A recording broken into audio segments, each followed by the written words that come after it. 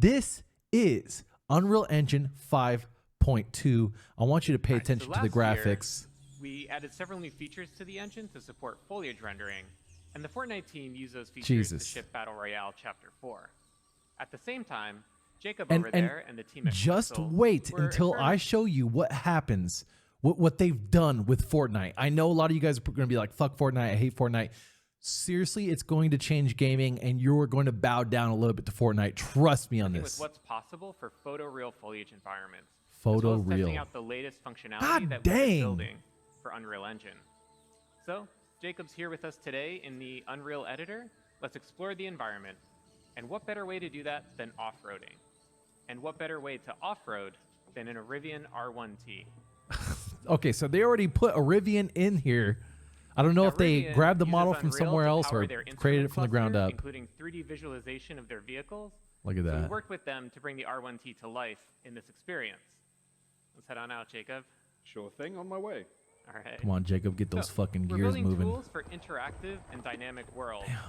So here we have chaos physics simulating rocks that tumble as we drive over them, leaves bend out of the way, and we also I'm seeing it on the planets. I wish they'd zoom in. It's beautiful, man. We worked with the team at Rivian to set up Unreal's Chaos vehicle model to simulate the suspension of the truck and how the electric motors drive each individual wheel. Chaos also simulates how the tires compress and deform, and Meta Sounds enabled the team to precisely resynthesize the sounds of the electric motors and mix them with the Amazonics of the jungle. Dude, look how gorgeous that is. I mean, hold on. Let's wait till the car hits the sun. So Rivian provided... Boom. They know when to fucking pause it. Oh, so Rivian provided what? Us with a highly detailed model of the truck. About 71 so million they provided the highly detailed that were model able to render in real time thanks to Nanite. What's up, everybody in the chat? Not only looks incredibly realistic because of Lumen and Nanite, but also its materials. And today, we're introducing Substrate, our new material framework. Look, people are already getting rock hard in the audience, man. So many bricked up dudes happening out there, man. Okay, look, I just want to point out these rocks. Like, look at the rocks. Like, that looks real. The dirt on the tires, the dirt on the vehicle. I don't think there was any dirt on the vehicle in the beginning of this. And now there's dirt on the vehicle, which I know is like, what the fuck, Jesse? But, like, hopefully they can add, like, details. Let's swap the paint out for Opal. Oh, wait. Now, of course, you can't order a Rivian with Opal body panels, but Opal was the internal code name for this project, and also a really great demonstration of Substrate's capabilities. The base layer models the iridescence, refraction, and reflections that occur inside of an Opal. And on top of that is a layer representing the polished surface and how light is absorbed as it travels through that clear layer of varying depths. And now we can add back on the dust and dirt layers. And notice how the reflection changes when interacting with the dust layer. Oh, hell yeah. And that there are no artifacts along the transition from dirt to dust to opal. So Substrate is more expressive, enabling artists to create materials like this with different shading models and compose and layer those materials. What a beautiful paint, though. Can they actually make that paint? All right, let's head on out, Jacob. On my way. Right. On my way. In terms of performance, Substrate materials that are similar to the current Unreal Engine shading model cost about the same. Sound like I said Unreal shitting model. Have the freedom to author more Shady Unreal shitting for extremely detailed use cases. Imagine taking an Unreal like in cinematics and in film. So we're gonna drive under this fallen tree here, and everything that you've seen up to this point was painstakingly hand built by the environment team at Quixel.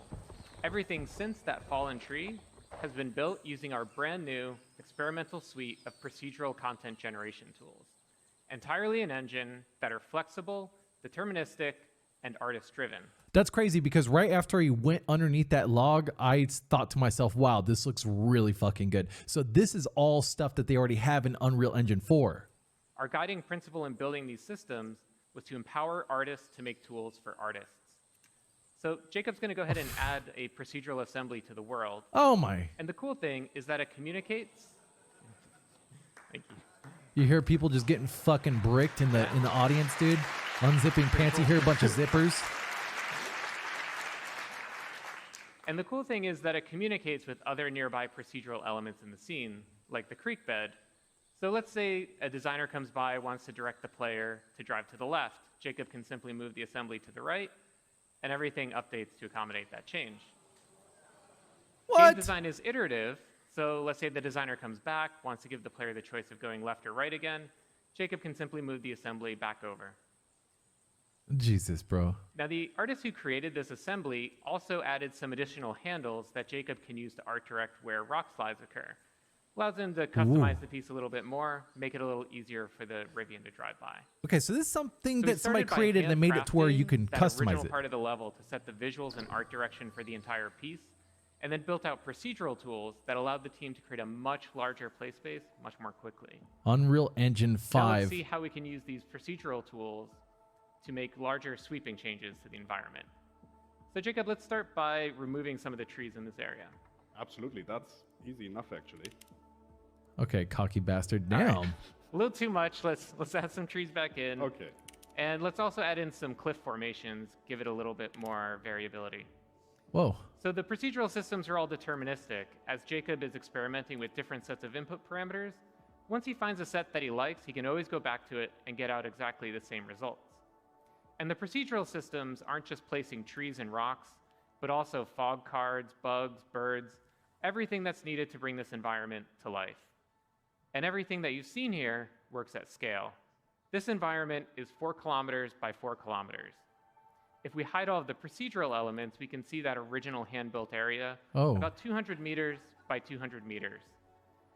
We believe that Oh shit, so that was all made within Unreal Engine and now this is what was handmade by actual creators. Holy shit. there will always be the need for hand-building environments, so we designed these procedural systems to be tools for artists that work in concert with hand-built content. Both Substrate and the new procedural tools will be available in experimental form in 5.2. And everything you've seen here is running in the Unreal Editor in real time on a developer machine with an Intel 13900K CPU and NVIDIA RTX 4090 GPU. Okay, of course they're cranking the 4090